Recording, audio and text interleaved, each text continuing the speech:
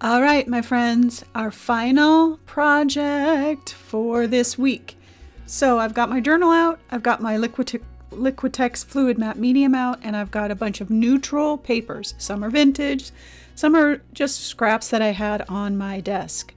The only thing that I'm paying attention to is making the value changes in the paper. So if I've got two papers that are similar in color, I try, doesn't always work, I try to find a lighter or a darker color.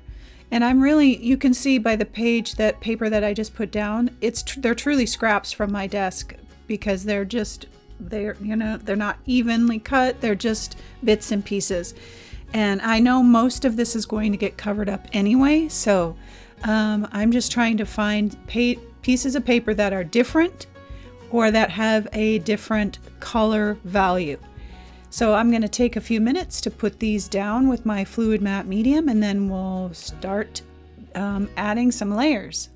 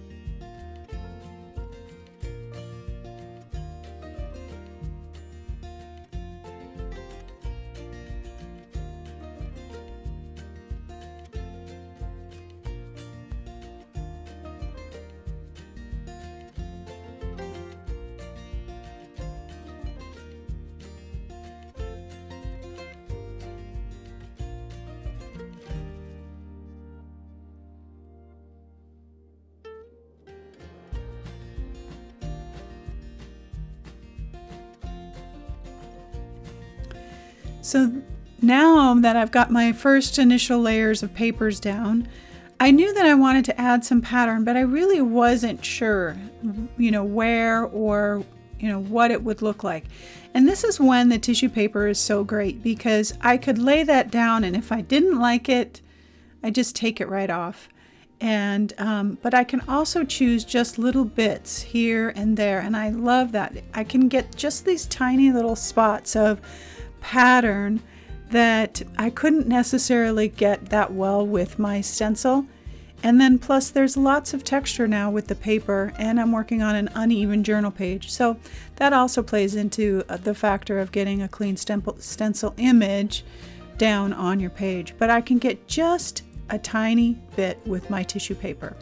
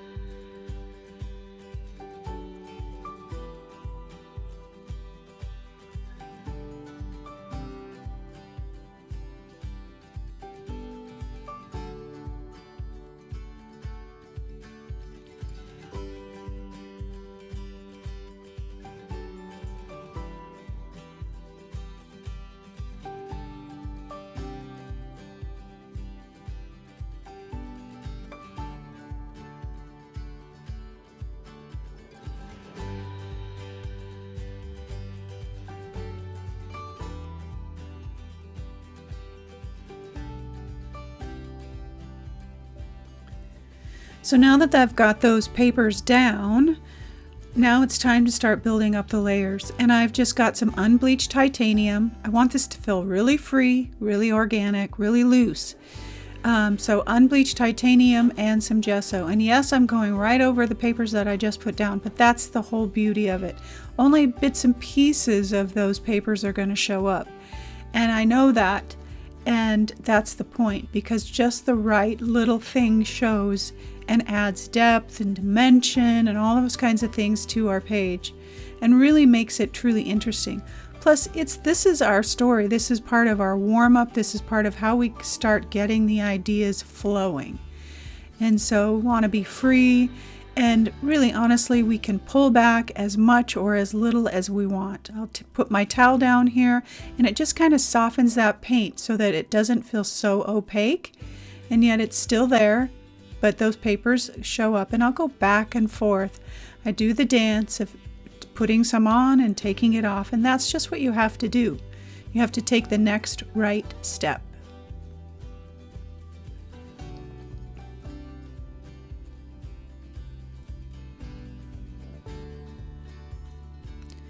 I'm trying to make different types of marks, swooshes, squares, straight lines, just to get some movement so that it doesn't look perfect, that it doesn't look finished. I want it to feel rough and organic.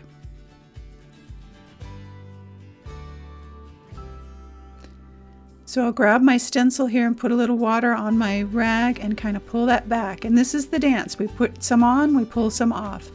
And that's how we allow some of those papers to end up showing through at the end. Plus you get this really great subtle pattern in the background. And while I don't know, I know now after I've done it, but while I'm doing this, I don't know what exactly will show. But when I look at the page as it is right now, I am making the next decision to say, okay, what would look good with what I have right now? I'm not thinking about the end result yet. I'm just thinking about the next right step.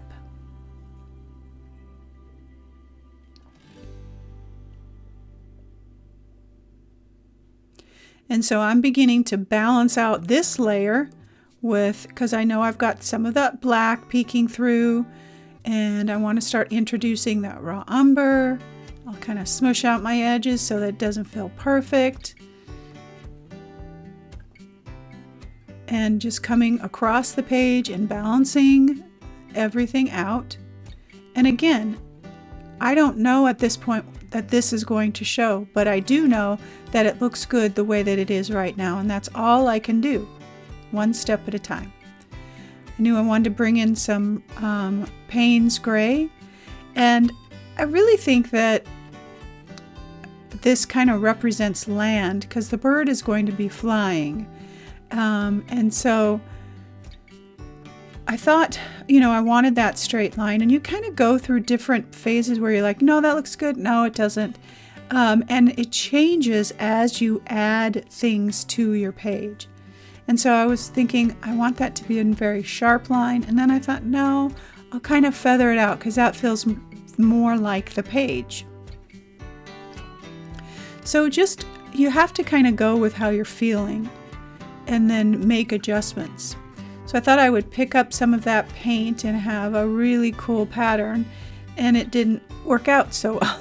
So, you just put some back in. There's really no fear in our journals. This is our place to make a mess and just be free to try things and see what happens.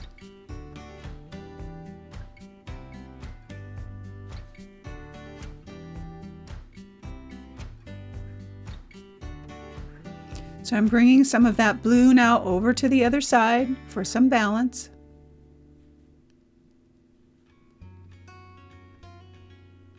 Using my finger so it's not a perfectly stenciled image.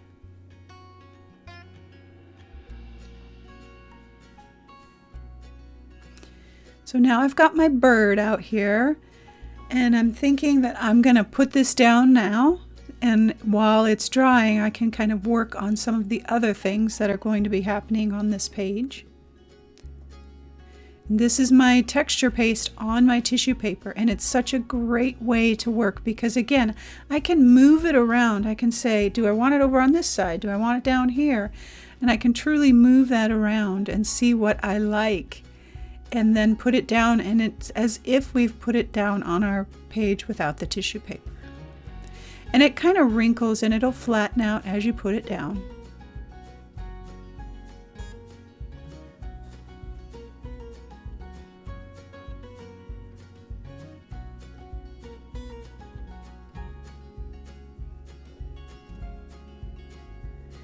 So now at this point I want to pull some more of that paper back, and I thought maybe I don't want a straight line. Maybe I want it to feel a little bit more natural, a little bit more, again, organic.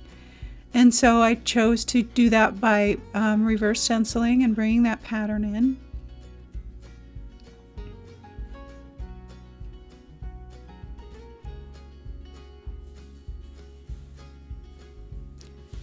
And I wasn't really finding my way with the blue there until I started picking some of it up, and I liked the lighter parts of it.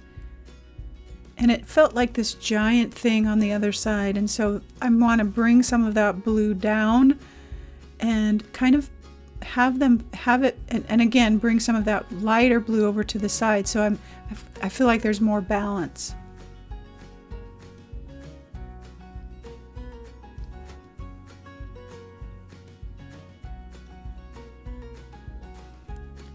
And as soon as I kind of extend that blue out just a little bit all the way across the page, it felt better.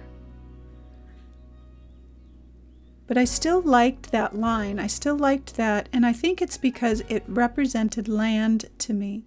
And so I decided to create that in just a different way, in a freer way than that harsh line, with some drips.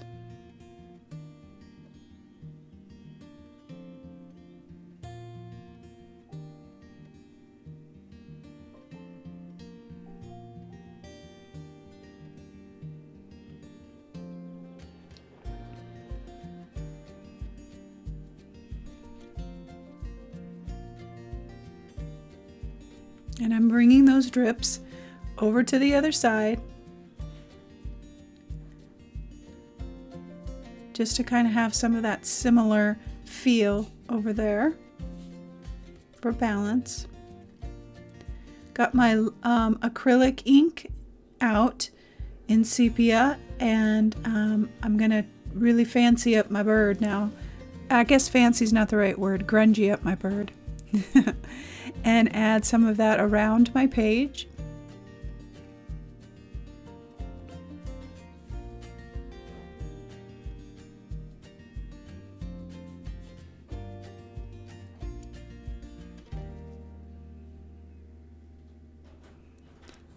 And I wanted to tap that up, and I wanted that acrylic ink to soak into all the grooves of the stencil image. And so I needed to help it a little bit. So I'm just grabbing some of my ink from the side there and kind of placing it right over those areas where it can soak in. And as soon as I do that, this bird comes alive.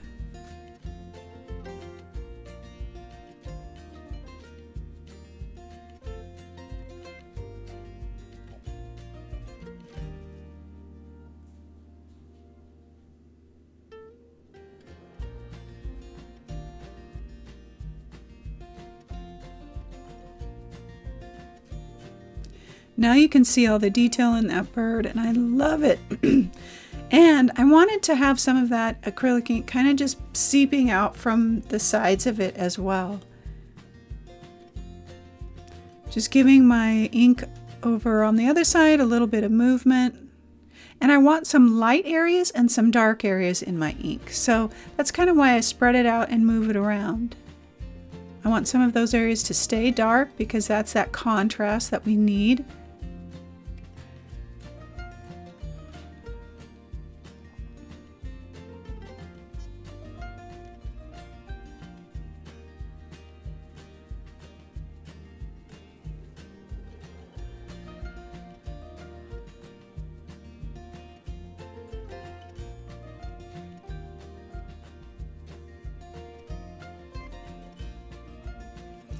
I'm just softening up some of the edges so it doesn't feel like a harsh line, so that it feels a little bit more flowy.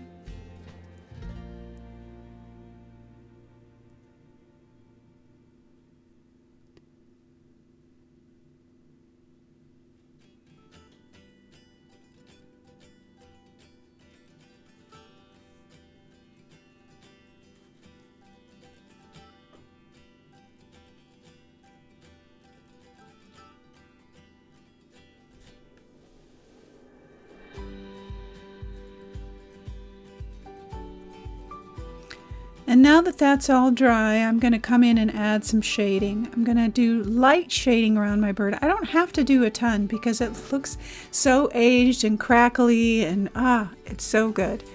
And so I'm just adding a little bit of shading around somewhat of the under edges with my General's charcoal pencil.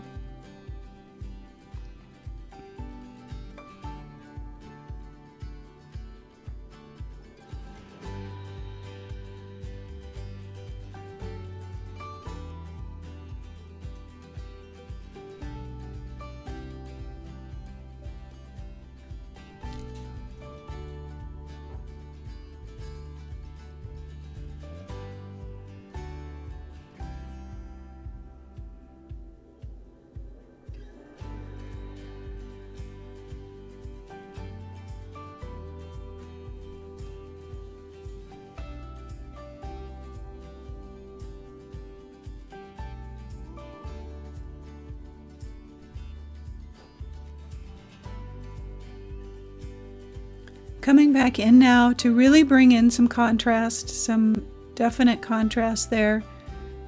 I chose raw umbered so that it would kind of blend just a little bit into the already sepia colored ink.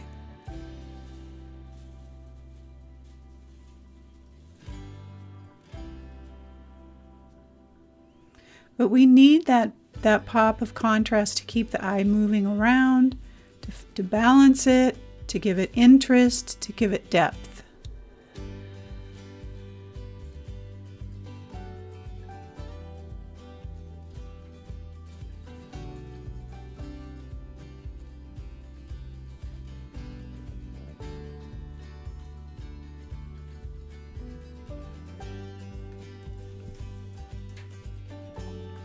And we've got a lot of white already happening on the page. But what I'm trying to do right here is I'm trying to take some of that white and bring it into the darker areas and integrate that in together so they don't feel quite so separate. And plus, white in general really kind of makes things come alive. It brightens everything up. And now I'm going to add some scratchy lines, some marks, some different things like that, and I will be adding my word.